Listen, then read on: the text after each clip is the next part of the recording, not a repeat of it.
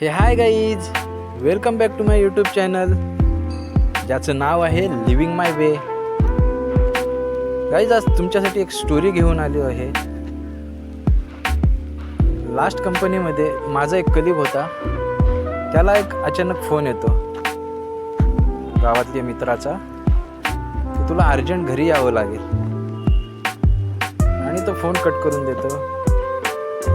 तो 2 दिवसाची सुट्टी घेतो, गावाला निघून जातो. 2 दिवसांनी तो परत ऑफिसला रिजॉईन होतो. ऑफिसला रिजॉईन झाल्यानंतर आम्ही भेटतो दोघंजण.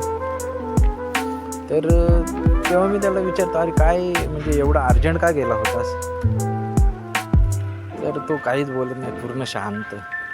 मी त्याला पुन्हा विचारलं, अरे काय प्रॉब्लेम असेल तर सांग, म्हणजे मी काय माझ्याकडून होत असेल तशी मदत करेन तुला मी. तर तो बोलतो, संकेत तू काय मदत करणार? घरी गेलो तर घरी भांडणाचा विषय होता. तर घराचं भागीदारी हिस्सेदारी ह्याचा विषय होता. तर मी शांत झालो 2 मिनटं, काय बोलणार नाही तर ह्याच्यावरती त्याला प्रश्न काय विचारणार. पण तरी पण माझ्या मनात असं येत होतं की हा मस्करी करतोय काहीतरी, असं काहीतरी वेगळंच असतं ना प्रत्येकाचं. मलाही तेच वाटत होतं. तर मी त्याला मजेत आपला प्रश्न विचारला, मग तुला हिश्श्यामध्ये काय मिळालं? भागीदारीची केली त्यात तुला काय मिळालं?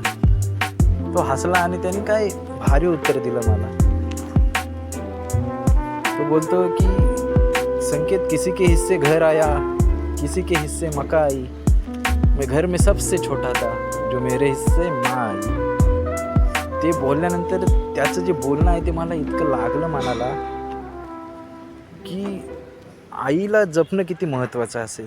त्यांनी काय विचार केला. तो मला सांगत होता की संकेत, पैसा, गाडी, बंगला, सोनं, चांदी हे तर मी आता कामाला आहे, कामाला कमवून पण मी ते सगळं घेऊ शकतो. आईला मी घेऊ शकलो नसतो.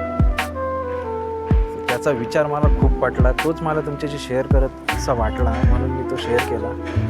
मित्रांनो, तुमच्या जवळ पण आई वडील, तुमचे वडीलधारी कोणी असेल त्यांना जपा, त्यांची काळजी घ्या, कारण ते आहेत तर सगळं आहे, नाहीतर सगळं शून्य आहे.